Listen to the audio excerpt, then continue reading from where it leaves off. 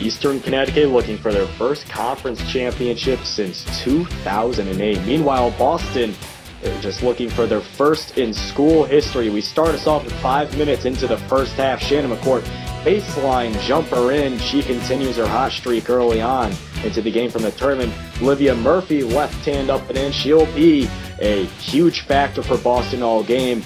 Eastern Connecticut missing big shots early. Meanwhile, Boston, they continue to cut it here. They tie the game up at 13. Here comes the Beacons down low, and they're struggling as well. It's just 18-17, 2 minutes into the second half. And you see it right there. Christina Forsman can't hit the open jumper, unlike her.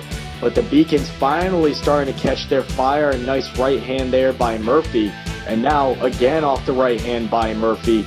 It's a 1-point game for the Beacons.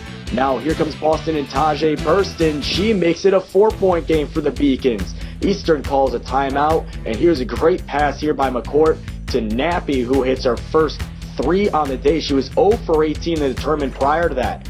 Olivia Murphy off the left hand. She continues to be a huge factor for Boston. Now 3-point game, make it a 1-point game with a good basket there by Shannon McCourt. And here comes Jordan Nappy again from the LEC logo. And in, second 3 on the day. Next possession, same exact spot. 3 in a row, tie game, now a 2-point game. Jordan Nappy makes it a 1-point lead. A huge half here by Jordan Nappy.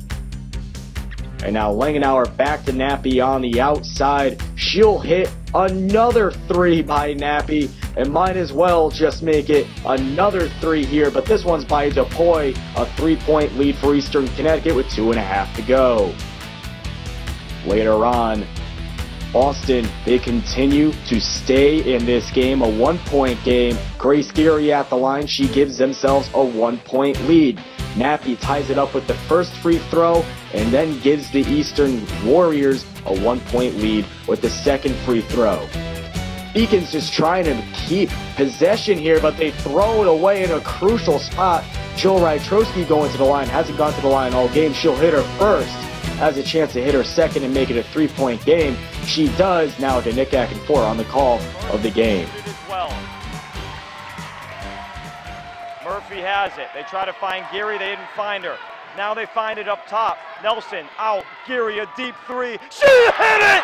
Geary hit the 3! Eastern has it for a last shot. McBride brings it up. They want to bring it over. Here's Forsman. Forsman driving, puts it up. She can't finish. 3 seconds. Boston has it. 2. Geary gets it up, throws it up. She almost hit it. We're going to overtime. And overtime did not disappoint either. Morrison, the long jumper, and in, a 2-point lead for Boston. Next possession for Eastern Connecticut. They find Forsman wide open, and she hits it. A 1-point lead for Eastern Connecticut. But Tajay Burston, here she goes. She answers with her own 3, a 2-point lead for Boston. They go back and forth, but we haven't heard this name in a little while. Jordan Nappy. 6 threes on the day.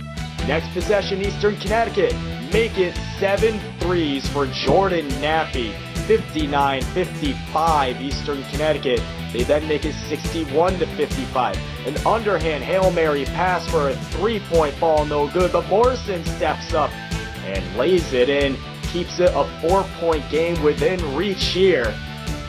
63-59 now. Forsman at the line has a chance to make it a 5-point game at the free throw line, and she does.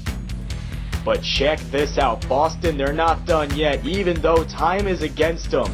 Grace Geary, Rookie of the Year candidate, throws up a 3-ball and hits it. A 2-point game for Eastern Connecticut. And Forsman will go to the line, has a chance to put this one away with their first free throw. She's not able to hit it. We send it back up to the booth for the rest of the call. I say no. Can't hit the second one. It's rebounded. And they have to get it up the floor. Geary throws it up. It's over. Eastern Connecticut will dance to the champions of the 2015 Little East Conference. Definitely a Little East classic. in 2015. Eastern Connecticut going to the NCAA tournament. Nick Akinfor spoke to Jordan Nappy, the three seniors, and Coach Beerley after the game. When you came into the game, did Coach tell you anything about maybe trying to get open? Because you guys didn't get much going, but once you started getting going, the whole team followed you right behind you. Well, the first half wasn't very well, and then at halftime she was like, "You're going to be on fire, you're going to be on fire." She just kept repeating it to me, putting it in my head that I'm going to have a good second half, so that gave me confidence to start out and come out well. And then when I made my first shot, I was just feeling it. Just Taylor was feeding me, and the team was just giving me the ball, so I felt really good about the second half, and I'm glad that it ended up working out like this for us. Jordan is one of the most composed players I've ever played with. She keeps her cool no matter what was going on in the game. I trust her so much to make whatever shot. She could be shooting from half court and I'll trust her. And she just played amazing today. You know, I expected that out of her because she's such a great player. What was Coach telling you guys in the huddle? She said they have to fall eventually. You know, they're playing zone. We got to keep shooting. We got to stay confident. And Jordan started hitting, and we fed off that with our energy, and it brought us to where we are right now. That's a Jordan Nappy we know. And hey, better late than never. I'm glad she came out there. The shot she took was, I was literally blacking out. I had to sit down because I was screaming so loud. I couldn't believe it. Just an amazing ride. I mean, I'm so proud of our senior class, and just going from when they won 8 games and didn't even make the conference tournament to now being the regular season champion and the conference champion and punching their bid to the NCAA tournament. I couldn't be prouder of a group of young women, and I think to do something that actually in the storied history of our program has never been done, to win the tournament on our home floor was an amazing experience. And obviously I give a lot of credit to UMass Boston. They gave us everything we could handle. They were a great team. They were very classy in sportsmanship, and it was just a really huge battle. And I just think at the end our kids were just a little bit tougher. You guys